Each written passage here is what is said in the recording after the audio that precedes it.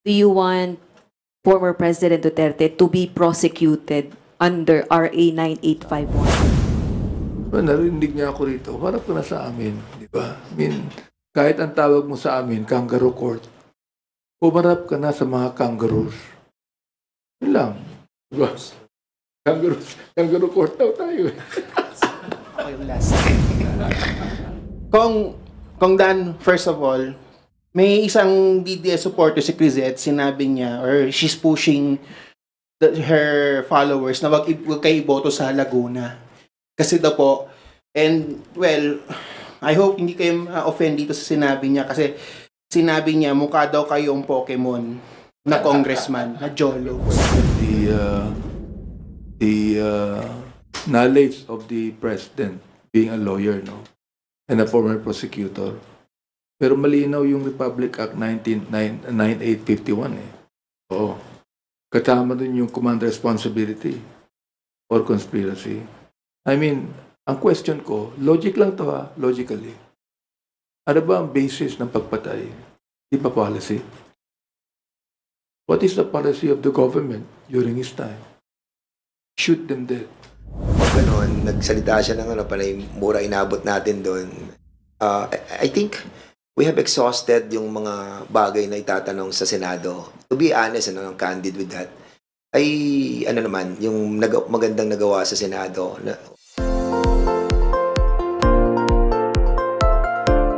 In case na pag umattend siya sa Quadcom, tapos ganon, anong gagawin natin, sir?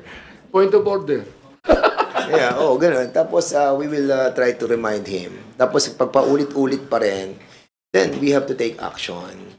Well, ako, ang nakikita ko dyan, I try to tell this to Chairman Ace eh. Sabi ko, kapag gano'n, nagsalita siya ng panay mura inabot natin doon. I think we have exhausted yung mga bagay na itatanong sa Senado. To be honest, I'm candid with that. Ay, naman, yung magandang nagawa sa Senado na umamin si former President about the DDS and also yung trying to convince yung mga criminals to take arms and for the PNP to kill them. So, yun, na-establish natin yun. And sabihin na nilang joke yun, whatever, bahala sila. Pero na-establish natin doon sa statement nun. And ako, okay na yun eh. Nakuha na natin pinaka-gist nung ng sinasabi natin na meron tayong DDS, merong patayan. Ang hindi lang natin masyado na-establish doon that they denied is yung reward. Yung kasi hindi yun inamin. Pero kung mapapansin nyo, yung sinabi, merong 7 na pangalan. At tinatanong doon kung binayaran yon. Tinanong ni Senator Risa yon eh. Ang sabi, hindi, mayayaman yun eh. Mayayaman yun, yung mga yun. Parang ganun pagkakaintindi ko. So, nandun yung denial about that matter. So probably, yun yung mga issue na pwede namin explore. Kung more people will come out and try to reveal yung mga payment system that was that transpired during the past administration. Ako, I'm not against the Senate hearing, no? Pero lagay ko, hindi uso sa Senado yung point of order eh. Sa amin, ako sinabi ko na, niisip ko ba lang, pag nagmura ang ating Pangulo ng PI sa aming Quadcom, point of order pa rin yan. Point of order. Mr. Chairman, point of order. We should not allow any vulgar statement in this hearing. Ganun lang naman yun eh. Wala lang yung magagawa niya. Kinakailangan po talaga, sansalain natin ito. Bakit? Kapag nasanay tayo dyan, yung mga bata sa mga kalye, ganun ang gagawin nila eh. Sandro, please bear with us as we are still about to accommodate stories from our media. I appeal to everyone to refrain from asking questions that have already been addressed by our resource persons. Lines Capante from GMA Online. Sir, morning. Sir, follow-up ko lang po yung kay Colonel Garma. Senate President Escudero said it's very important for her to appear in the Senate drug war probe. Is the House allowing her to go there? Or as far as you know, Does she want to testify also in the Senate? Well, ako, talagang dapat mag-appeal siya doon, no? Sooner or later, she'll be there din naman as well. Unfortunately, prior to the last committee hearing natin, noong October 22, nagpapaalam na yan about yung kanyang condition. And it's a long letter to us. She was talking about yung esophagus niya eh. Kasi parang meron siyang dito na naka-block na hindi siya makalunok. And actually, hindi namin siya inalaw na hindi maka-attend noong October 22. And because after that hearing, we allowed her na ma-consider yung medical check-up niya. And it happened na I thought Sunday siya pupunta para maka-attend siya ng Monday. Pero yun nga, Monday pala siya umattend ng medical check-up niya. So kay Leonardo, siguro after niyan, ilang days lang naman yung COVID, so he can attend. Nakatanggap kami ng urgent motion, di ba? From the lawyer na talaga matindi ang sakit ni Colonel Garma. So, kami naman, hindi naman namin pwedeng, sabi ng urgent motion na this is another human rights concern, no? Yung right to life. Naniniwala ako dun eh. So, hinayaan namin siya makita ng mga doktor sa Cardinal Santos. I do not know if he's Cardinal Santos now, no?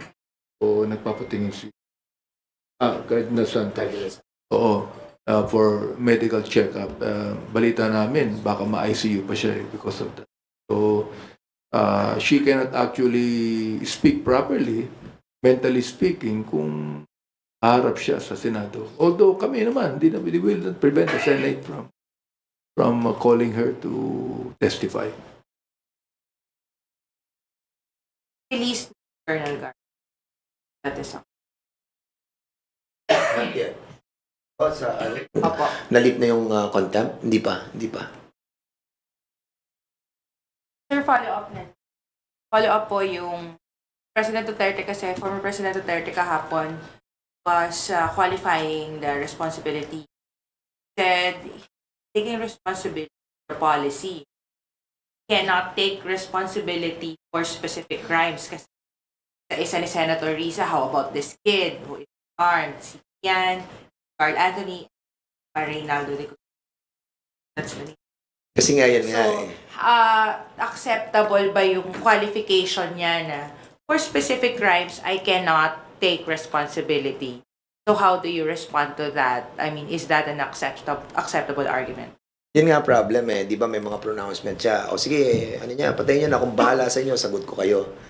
O then suddenly ngayon, pag may mga specific crime na nagawa, like for example, inarm mo yung you're trying to tell yung criminal, o sige, i-provoke mo siya para patayin siya ng PNP. So ginawa ng PNP. Alam mo, ito kasi, well, the level of knowledge of the president and all the generals and the chief PNP, they are far more intelligent eh. Let's accept it, Yung mga lower ranks, like for example, yung mga sergeant, teniente, major, captain.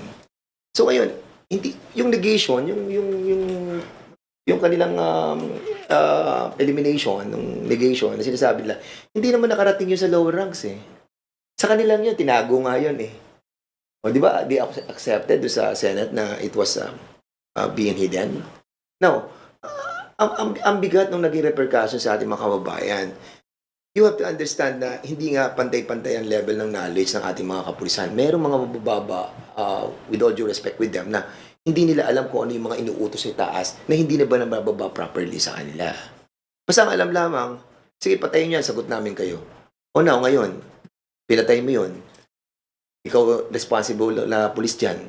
So, sagutin mo yan. Kung paano yung sinabi niyang pronouncement nila, nasagot kita. Kaya ngayon sinasabi ng presidente, sagot niya lahat. Pero in the proper court, hindi naman pwede yun. Hindi naman pwede ituro nung pulis na akong nag-utos sa iyo directly na meron direct knowledge at may witness. Wala namang ganun eh. Sinabi lang niya yung pronouncement niya. Tapos sinasabi ng mga generals niya, ng mga lawyers, joke lang yun. So ngayon, meron nang nangyaring krimen. O, bahala ka na. Yan ang problem na na-encounter ng mga kapulisan natin. I think it's a deception in the highest level that we have to accept the real situation of the members of the PNP.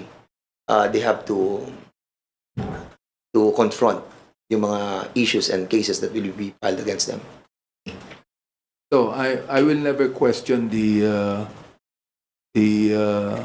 knowledge of the president being a lawyer, no, and a former prosecutor. Pero malinaw yung Republic Act 9851 eh. Oo. Kasama dun yung command responsibility or conspiracy. I mean, ang question ko, logic lang to ha, logically. Ano ba ang basis ng pagpatay? Di ba policy? What is the policy of the government during his time? Shoot them dead. So bakit mamatay yung mga police? Gusto mo nilang pumatay? I don't think the policemen would like to kill eh. Hindi, ayaw nilang pumatay. Oo, nais ko din sabihin na nakakaawa din yung kapulisan nila na sinasabi nila, we are just obeying the command of the higher up. Kawawa po sila eh. So, sa akin, logically speaking, what is the basis of the killings that have happened? Ang dami niyan. Policy. Who pronounced the policy? The former president.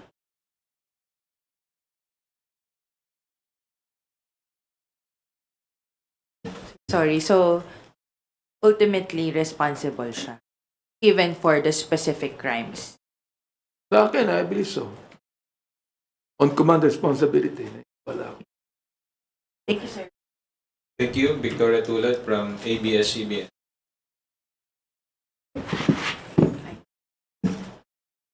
Thank you. Good afternoon po.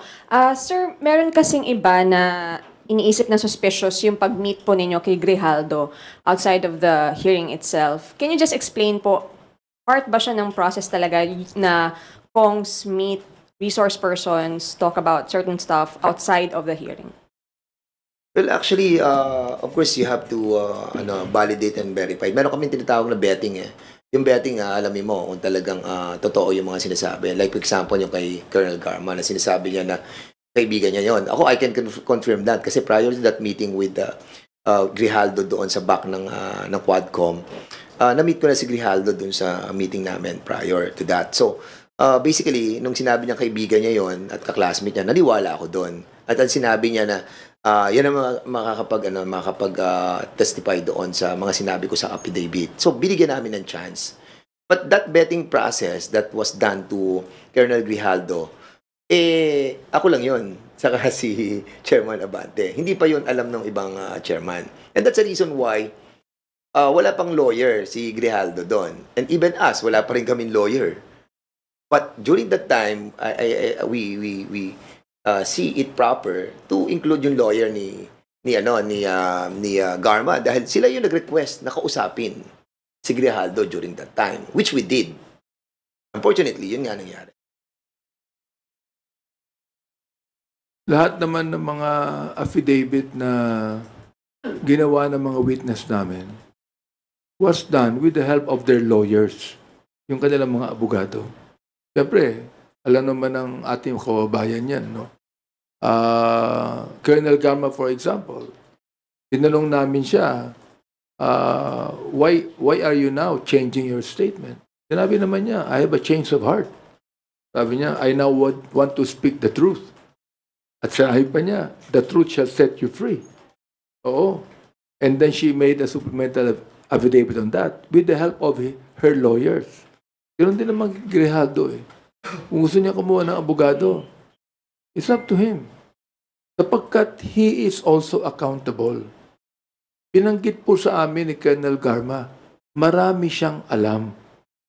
And he is also fully accountable sapagkat nung pinatay si General Barayuga, wala natanggap na report mula sa kanya. Wala siyang ginawa bilang Chief of Police at that time in Mandaluyong. And then, do you think nabawasan po yung credibility ng Senate hearing dahil hindi nag-inhibit si Senator Go and Senator Bato? You just have to think about this, parang ako, posado ako, and I am part of the jury. I'm interrogating yung mga resource persons. And pag ganun ang sitwasyon, what will come out to the investigation?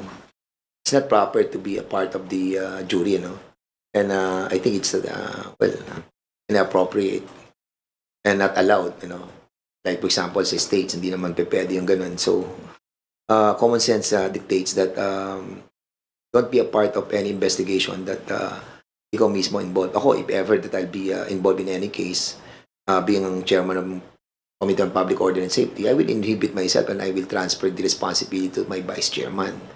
Kasi I think mababawasan talaga yung credibility investigation. Hindi magiging balanse ang hearing, for example, because merong biases. Sa Quadcom, makikita ninyo na wala kaming biases. I mean, balancing hearing po namin. Lahat pinakausap yan. And sorry to say, Senator Bato is always defensive, in fact, nakita ko, ang tinatanong ni Chairman Coco Pimentel, si Senator Bato na Diba? Samantalang they should interpellate the witnesses and the source speakers, not try to defend themselves.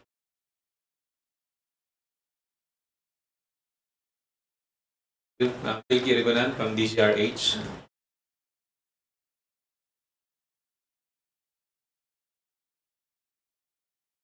To Congressman Abante and Congdan.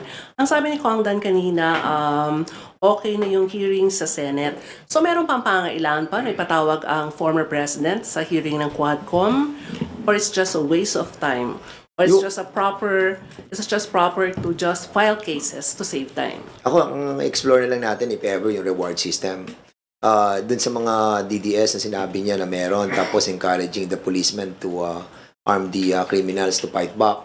Yun, established na yun. Even there are a lot of justification on those wordings.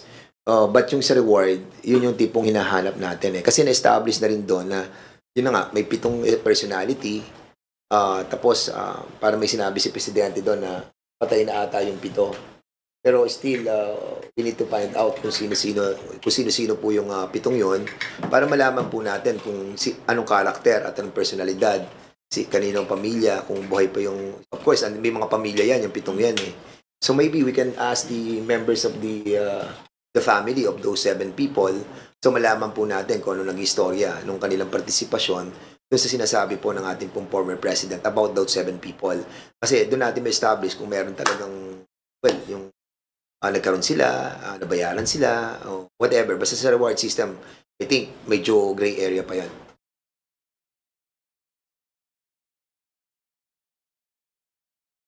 Just one follow-up lang, sir. As chairman of Committee on Human Rights, Cong Abante, do you support the recommendation of Congresswoman Castro to submit Duterte's Senate confession in the ICC? What? To submit? Well, I have always been true to my statement since we started the EJK hearing that I'm not going to allow the ICC to get our documents for that.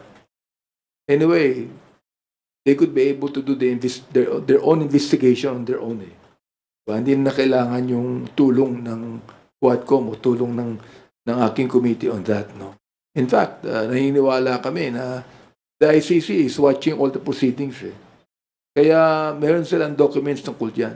So, maganda yung sinabi ni Congresswoman Castro. Yet, I still would like to say na let them do a separate investigation. Oo.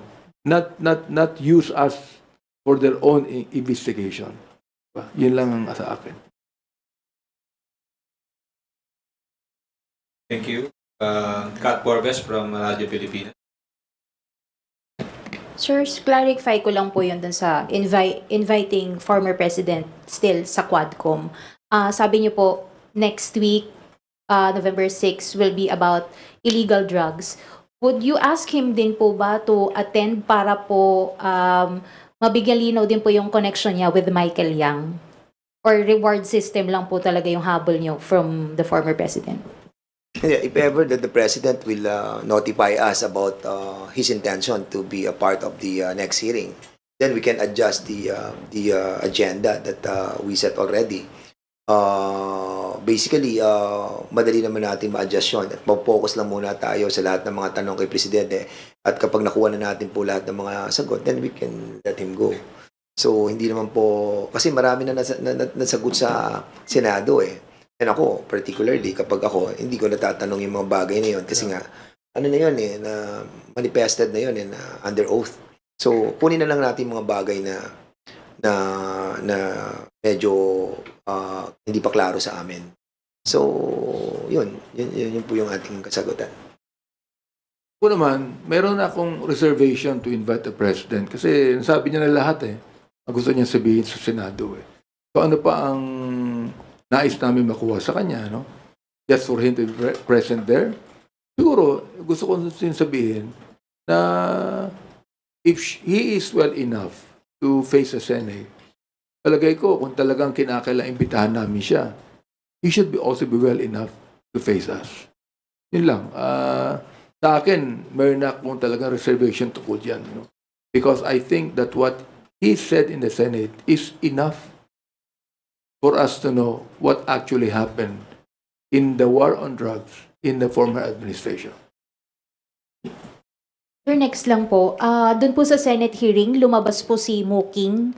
Meron po ba tayong coordination with the Senate po kung paano po siya mapapadalo po dito? Yung COMSEC natin, we tasked them to look for booking. I don't know precisely what the communication that had been done with her. No? But since na nandyan na siya, there's no stopping for us to invite her. Most likely, that can be answered by the COMSEC. But a while ago, when I asked him, we invited her already. So, most likely darating yan. Kasi alam mo, may procedure eh. Una, invitation, tapos show cause order, and then afterwards, saka mo siya is-citing contempt. But nandun pa lang tayo sa show cause order. Sir, last na lang po on my end. Ano pong message natin doon sa mga kapulisan na meron pa pong alam tungkol po dito sa mga iniimbestagahan nating issue? Given na parang ang nangyayari po is pinagmumukha ng Pangulong Duterte na siya yung knight in shining armor nila by taking the responsibility. Pero yun nga po, tulad ng sinabi ninyo kanina, hindi naman po tatayo yun sa korte. Ilan-ilan lang naman yung I think yung sa reward system. Tapos yung sa mga patayan, yung mga nakakatanggap ng reward, well, siguro feeling guilty sila. But majority of the 220,000 strong PNP men in uniform and non-uniform, majority dyan talagang walang alam eh. Alam ko, naniniwala ako na there are certain areas that this program were initiated. So I hope that those who have knowledge about this, must come out. Kasi ang pananaw ko, nagkaroon talaga ng deception, na deceive tayo dun sa order. Nagkaroon ng confusion and deception. And that's the reason why somehow, siguro, masasabi natin, marami din sa mga kapulisan, ang masasabi natin, hindi nila ma-differentiate. Nagkaroon ng gray area eh. Ito ba yung legitimate order? Pero, i-arm mo yung parang papatayin mo, parang, di ba? So, hindi klaro. Kaya, I think, ako, position ko, I'm not talking about the whole of the Quad Committee. Ang position ko, since nagkaroon ng confusion and deception, hindi lahat na naging involved doon are somehow 100% guilty. Nagkaroon ng, alam mo yun, na ikaw, subordinate ka, utos sa ito ng boss mo, ano gagawin mo? Susunod ka. Lalo na yan, mga PNP officials yan, PNP, men and women. So, pag sinabing itong order, sundin mo. Otherwise, magkakaroon ng repercussion yun. So may takot. Aside dun sa may deception, may confusion, may fear. Natakot sila. So, hindi total ng kapulisan ng ano. Ako naniniwala, kakaunti lang to. Ito, hindi ko maalala kung ito yung isa sa mga hearing namin sa human rights o Quadcom na to, no? Pero, nung inimbitahan namin si Colonel Patay, sapagkat for 8 months, siya ang station commander ng Batasan. More than 100 people were killed during his time. Sa kanya, okay. Pinatawag din namin yung kanyang deputy, yung major. Pinatawag din namin yung 4 na pulis. Oo. Tinanong ko sila okay, nakapatay ba kayo? Wala silang inaamin. Pero, ginamit nyo ba ang baril nyo? Ginamit nila ang baril nila. Pero hindi nila aminin na may napatay sila sapagkat marami ang bumabaril. Yun ang sabi nila. Pero may mga napatay. So, ang isang tanong niyan ganito, bakit kayo bumabaril? Bakit? Yun ang utos sa amin Yun ang sabi. Yun ang utos sa amin Alright? Now, tinanong namin sila, pati yung major Alam niyo ba ibig sabihin ng double barrel? Hindi. Yung tukhang, alam niyo, hindi. Basta't kami, sumusunod lamang kami sa utos. Di kawawa yung mga kapulisan natin. Hindi ba? I mean, sa akin lang, dapat lumabas na yung ating kapulisan na talagang na ano dito nadaya dito. Katulad sabi ni Colonel, deception po yan Even Colonel Espinido, sinabi niya na na-deceive siya ng Director General din ng kapulisan nung araw. He was deceived. Kaya lumabas na. Ito nakakapagtaka. Kita nyo, ang ating Pangulo accepted full responsibility. Pero yung director dyan at that time, nilaglag niya ang kanyang mga kapulisan. He did not accept full responsibility. So anong ibig sabihin nun? Di ba? Yung sinasabi natin, yung level of knowledge, hindi kasi pantay yan So, kung nando kayo sa level na mataas, tapos ito yung order, hindi mo may baba talaga yung yung talaga yung order kasi ang gulo, may confusion. Tapos may hiding of the Memorandum Circular Number 16-2016, di ba? Sinabi naman nila sa Senate Kaya ang ganda rin nangyari sa Senate We were able to get a lot of information that can be used on the Quadcom. Marian Enriquez from TV5. Pero sige po, regarding the reward system, you mentioned, Kong Dan, that you wanted to, ito yung gusto niyo pa pong tignan sana. And I think you've mentioned before, baka gusto niyo rin po ay invite din ba si PRRD and talk about kung paano ginasta po yung confidential and intel funds, I think worth about higit 4 billion pesos annually. Yes, kasi nung una, yung 2016, we were able to see yung yung from the time of Pinoy, then a sudden jump of the confidential fund on 2016, the first yung mula July hanggang December. So hindi ko pa nakikita yung mula 2017 to 2022 magkano yung Intel fund. But I think the members already have the copy. Ako parang hindi ko pa siya nakikita. But makita natin yung jump nung kanyang Intel fund at paano siya ginamit. Unfortunately, kasi yung Intel fund na yan, hindi siya subjected to the usual procedure of COA on liquidating, Usually general lang yan. Ginamit mo sa katulad na namin sa ginamit sa renta ng bahay. So package deal, ang amount is ganito. So basically, pag nakakuha lang sila ng somehow ng list ng mga pinagamitan, that's enough. Wala yung tinatawag na you have to liquidate by the issuance of certificate or issuance of the receipt, things like that. So, yun pa yung isang tinitingnan natin ngayon pagdating po dun sa Intel Fund. I think the members and the chairman will really have to talk about this Intel Fund. At I hope that makita natin yung anong tawag dito, yung daloy ng pera mula doon sa Intel Fund, papunta kay Muking, papunta kay Peter Parungo, na dinala sa Metro Bank, dinala sa BPI, dinala sa PS Bank. So yun yung sinabi ni Garma sa affidavit na pumatak yung pera kay Peter Parungo sa 3 bangko. So malaman natin dapat. Follow up na lang po muna dun sa pick up ko po yung kay Ate Linesca Panty kanina regarding dun kay Garma. Many would ask about the timing po ng pag-grant sa kanya ng medical furlough kasi especially Senate inquiry and she's invited po doon. Related po ba ito, Kong Dan, sa sinabi niyo po last Zoom press conference natin na when she talked po to you na regarding dun sa tawag ni Digong, you said she seemed scared, even mentioned about her desire to leave the country. Yeah. Di pa nakakuha ang permit para sabihin yun eh. Pero palagay ko merong ano siya, may connection doon sa pagtawag. Kasi alam mo, the best person talaga that can answer that is si Colonel Garma. And, alam mo, actually ayoko talaga siyang pangunahan because I haven't got any authority from her yet. Kung talagang tinawagan siya, diba? Pero inamin naman niya na tinawagan siya. Pero yung mga issues that was tackled, no, yun ang hindi natin ma-reveal, no.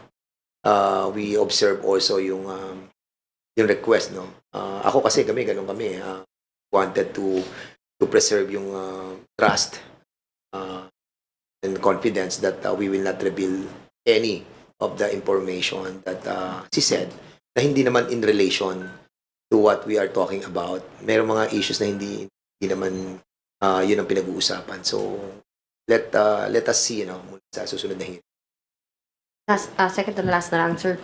You said about Grijaldo trying to get even with us. Wala na silang maibato sa Quadcom. There's a story behind this. What's the story po? Do you think na... Well, ako, nakikita ko yung story kasi nga medyo naging something personal to kay General Bato, Senator Bato, during that time that I mentioned about yung kay Colonel Anunda tungkol dun po sa PNPA that he was assigned as a technical person ata. But yun yung medyo nababanggit ko na medyo nagiging something na gumawa sila ng paraan to get even with us. Klaro naman kasi, no? Tapos si Grijaldo pa na binabanggit nila na tao daw ni General Bato. Well, in accordance with sa kanila usapan nila yung common friend namin ni Colonel Garma. So, basically, yun ang nakikita ko na play nila to get even with us. And I hope I'm not wrong, but that is my own theory.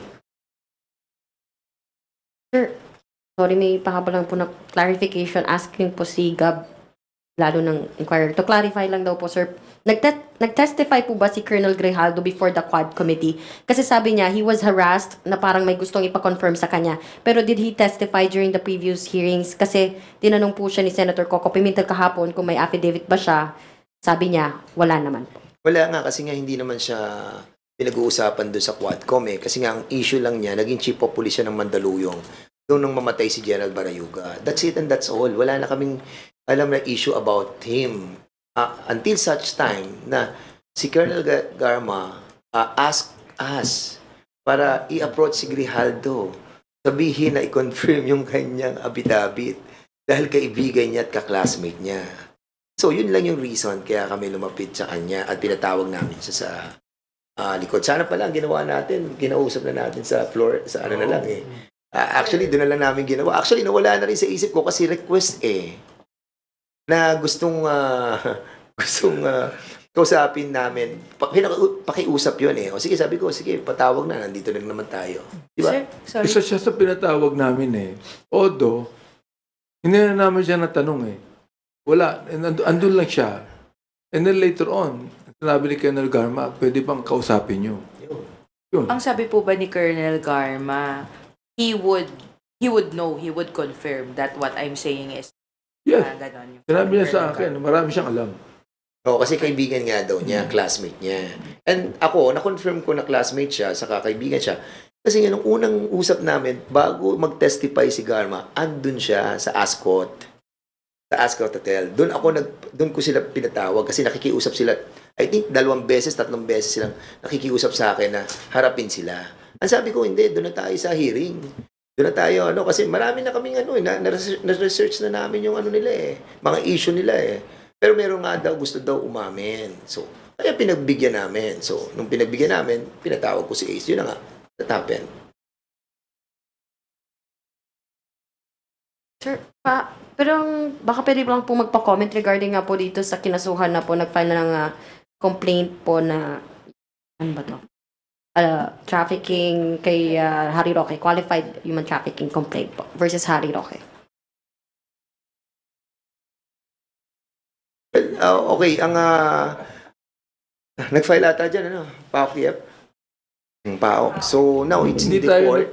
nag-file dyan. Hindi na natin nirekomenda yan, di ba? Hindi, wala pa kami recommendation about this. And well, we're happy about it that the PAOK-TF is really doing their job. Kasi nga, sila naman talaga rin nag-umpisa dyan sa Pogo, and they have been so religiously trying to collate all the evidences and file cases against them.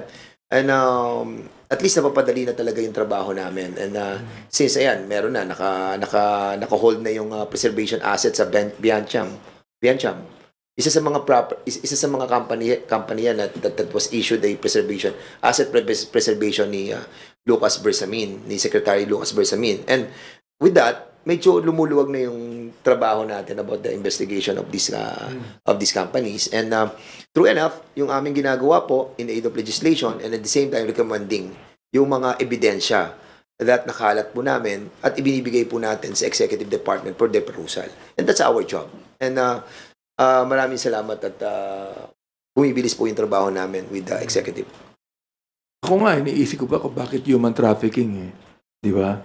Siguro, plunder pwede. Di ba? Pero human trafficking, iniisip ko, bakit human trafficking? Di ba? Ang panawagan namin kay Tony Harry, humarap ka na sa amin.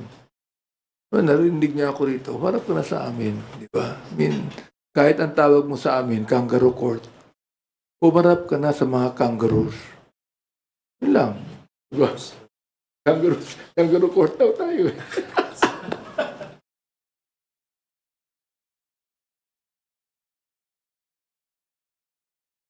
Read down your questions, Marian. Okay, Rosalie Cas from UNTV. You're recognized. Good afternoon po, sir. Hingi lang po ako ng categorical answer. Do you want former President Duterte to be prosecuted under RA 9851?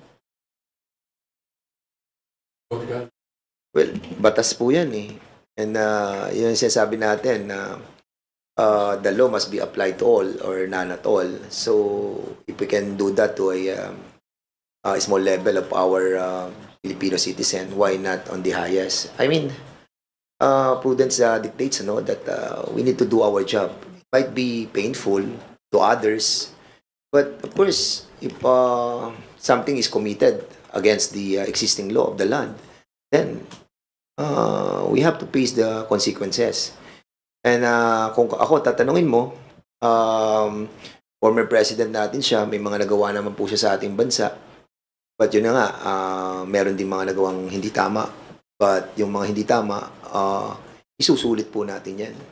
At lahat naman po ng ginagawa natin sa mundong ito, pagbabayaran po natin yung mga mali. Di ba? So I think it's just proper that the existing law, yung law ng RA 9851 must be followed, and hayaan natin the will of the justice must prevail. Ako, sana hindi na Kasi, number one, matanda na siya. Number two, he's not always feeling well. Sana hindi na. Pero, he admitted under oath sa Senate hearing, Sabi nga niya, I'd like to quote, sabi niya, that he alone takes full legal responsibility. Ayun lang, yung Republic Act 9851, pwede nang gamitin yung laban sa kanya. So, kahit na ayaw ko na siyang ma-charge pa, kasi, siyempre, former president natin siya, tulad ng sinabi ni Kong Fernandez. Marami rin siya nagawa sa ating bayan, hindi lamang yung war on drugs. I hope na hindi na po siya litisin. I hope na wala nang mag-prosecute sa kanya. Pero wala rin kayong magagawa kung talagang meron siyang accountability, and he will be prosecuted. according to law. Yun po eh. Up lang po, apart from him po, sino pa po yung dapat ma-prosecute under RA 9851? Kasi kung titignan mo yung Section 10 ng Republic Act 9851, yung mga commanders, principals, that's the reason why we're giving a chance sa lahat ng mga na-involved na we all know that there was a deception, confusion, and probably hindi talaga naintindihan yung memo. So, this is your chance to be a part of this investigation. Ang problem kapag hindi po talaga, then the arm of the law, no, especially ang DOJ, kapag nag-file na po yan, hahabulin na po lahat yan. At kapag may mga nagsalita na dyan, at yun na nga nangyayari ngayon, may nagsasalita na, lumalawak po eh. Lumalawak yung mga dapat pong investigahan. But of course, kami po ang gagawin po namin because I think we have to wrap up also the investigation in the soonest possible time because it's election time. I think DOJ will have a much deeper. No?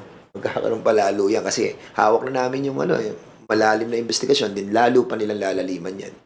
So, dun napapasok yung mga iba na baka mapasama. So, I think we have to remind all those who have been involved in this to come out, no? Because, after all, ano yan eh, nung kakatulad yan, sabi ko, naging pare-pareho tayo naging biktima dyan eh. So, do your share, please. I remember, hindi ba nagsabay tayo ng mga dokumento sa Office ng Solicitor General, di ba? Because yun dapat namin gawin eh. So, perhaps, kung pag sinabi ng DOJ, isapin namin ng mga dokumento, we will do that. Kasi na ang bahala kung ano gusto nilang gawin doon. No? Perhaps, kung yung question mo na baka mayroon pang ibang prosecute, well, baka sabihin natin, si Senator Bato, for example, o si Director General Sinas, o yung iba dyan. Pero palagay ko, ang ituturo nila, yung higher up eh. Yung nag-utos sa kanila eh. So, ang magiging niyan, papaksak din yan sa lap ng ating dating Pangulo. Thank you. Kenneth Basilio from Business World. Hello, magandang hapon po. So yung question ko lang about sa naging statement ng CHR kahapon na nagkaroon sila ng legal impediments pagdating sa pag-acquire ng mga files pertaining to or concerning us sa mga EG. Are we looking at possibly crafting a law that would strengthen ba yung capacity ng CHR to acquire such files? So, I already filed a bill giving the CHR prosecutorial powers. Talagang the CSR can only investigate but they cannot prosecute. Kaya sabi ko nga, bigyan natin ng ngipin ang CHR na gawin nila ang kanilang magagawa even to prosecute those that they think are actually guilty. Yun yung bill na aking final. I think it was filed about a year ago pa eh. And follow up lang sana ulit. Let's circle back dun sa ICC. Yung admission nga ni former President Duterte, doesn't this already make the case for the Marcos administration to coordinate nga with the tribunal? And you, Congressman Fernandez, mentioned nga na closed, ayaw talaga ni sa idea na yon. Ayun. So, may mga conditions ba tayo na nakikita na magpapabago sa isip ng ating mga congressman na yun? Nakita ko kasi dito, Section 15, no? ng Republic Act 9851, applicability of international law. Applicability of international law in the application and interpretation of this act. Philippine courts shall be guided by the following sources. So, in other words, lahat ng mga international laws natin will be also applied dito sa mga kaso na if ever na ifa-file ng DOJ sa ating former president and others, no? But we are not discounting as well na yung ICC, di ba? They take cognizance on those crimes that were committed at sinasabi nila na they need not to cooperate with the national government. So baka by collating all the documents na nakukuha nila sa amin through sa YouTube or whatever, so baka yun yung gagamitin nila ng ICC. So we really don't know. But kung ako tatanungin mo, much better talaga we have the same position na dito na lamang po sa korte natin. Thank you. For today's last question, I call on Red Mendoza from Manila Times. Hi, Kong. Ano ba ibig sabihin ng Pokemon? Hindi ko masyado naintindihan yun. Yung Pokemon na Monster. Monster. Well, sabi naman ng nanay ko, pogi daw ako. So, well, kanya-kanyang interpretation. Pero kung makaka-apekto po ba sa candidates niyo sa governor itong kung sa tingin niyo po? Well, ako I'm doing my share in delivering yung mga what I can do to the people of Laguna. And as a matter of fact, ngayong bagyo, lumuwas lang ako dahil dito po sa press con, and I'm going back again doon para mag-deliver. Alam niyo po yung Laguna po ngayon, inikot ko po ang buong Laguna mula San Pedro hanggang doon po sa Mabitak, dulo ng lalawigan ng Laguna. Kalapit po kami ng Lakeshore. And majority of our people na nakatira sa Lakeshore, nakalubog pa rin po sila.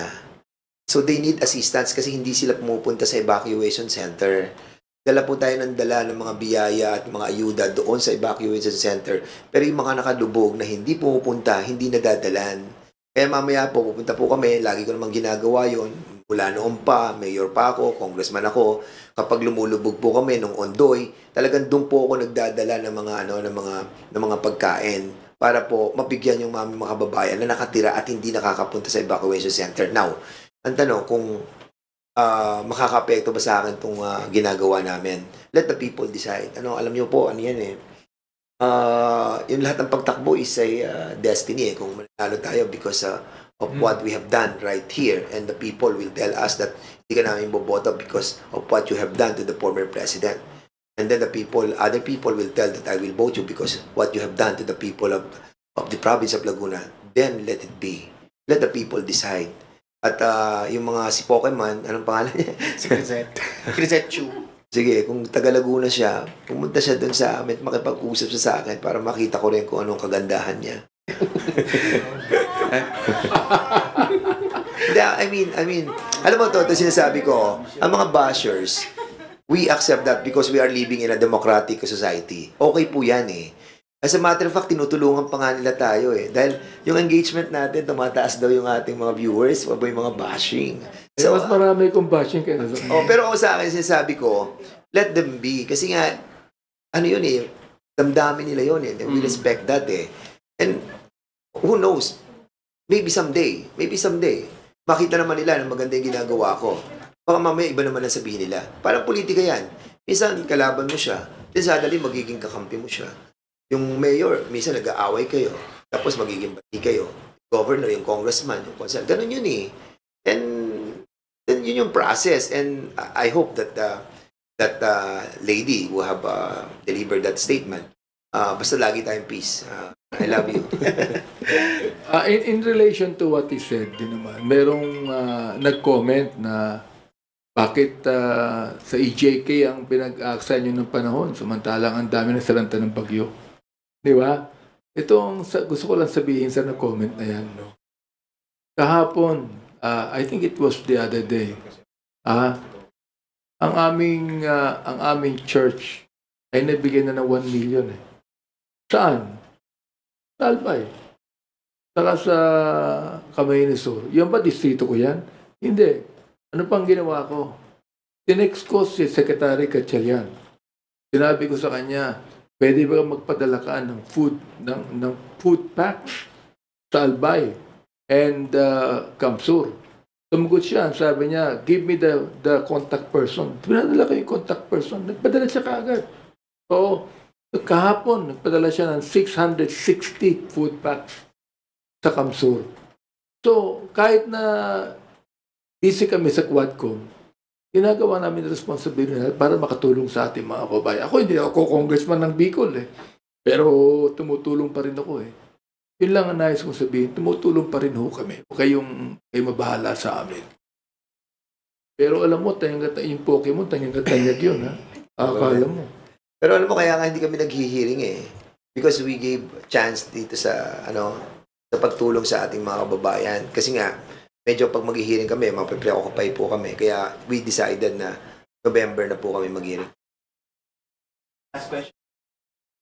Last question na lang po on my end. Kasi ask po ako ng reaction from Secretary Panelo tungkol sa sinabi ni Kong Benny tungkol dun sa, since under oath nga si PRRD, na hindi na raw mababawi yung death squads. Ito ang reply niya sa akin. He does not know what he is talking about. If he is a lawyer, it makes it worse. Your reaction po, Kong Benny. And last na lang po, kasi kahapon po, sinabi rin po ni Senator Padilla na oo nga, we're investigating the EJK. Paano naman daw yung mga biktima ng mga addict, mga ni-rape, mga biktima daw ng mga pusher, na he's saying na kung if we're putting this investigation into EJKs, dapat investigating na natin yung reason why it happened. Yung mga criminal daw na mga durugista. Kasi yun ang lumalabas sa social media ngayon among the Duterte supporters na parang ang dating is pinoprotektahan daw yung mga durugista. Your reaction? Okay, ako, sagutin ko yun, no? Yung mga victims talagang dapat investigahan po yun, di ba? And we have the system to investigate that. And you have to consider that hindi naman po kami, yung amin pong Quadcom, we can accommodate not so much. Hindi naman po pwedeng lahat yan imbestigahan natin. Even when we were discussing about the bypass operation, hindi naman po namin maimbestigahan ang buong Pilipinas. And that is the reason why may mga courts tayo that will cater all these problems. And yung mga rape, yung mga biktima ng mga addicts, okay po yan. At as a matter of fact, talagang kapag may mga ganyang sensationalized na mga issue, tinatakal po natin. Why? Para to prevent yung maulit-uli yung mga ganyang klase ng krimen. But kung iimbestigahan mo lahat yan, saan naman tayo pupulutin? Hindi naman po natin kakayanin yan. So I think that's the answer that I wanted to relay to our compatriot doon sa higher chamber.